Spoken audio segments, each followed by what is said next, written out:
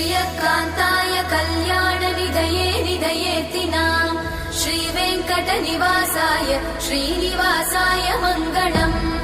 लक्ष्मी सविभ्रमालोकसुभ्रूविभ्रमचक्षुषे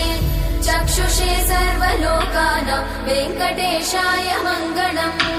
श्रीवेङ्कटाद्रिशृङ्गाग्रमङ्गलाभरणाङ्गये मङ्गलानां निवासाय श्रीनिवासाय मङ्गलम् सर्वावयव सौन्दर्य सम्पदा सर्वचेतसां सदा सम्मोहनायास्तु वेङ्कटेशाय मङ्गलम्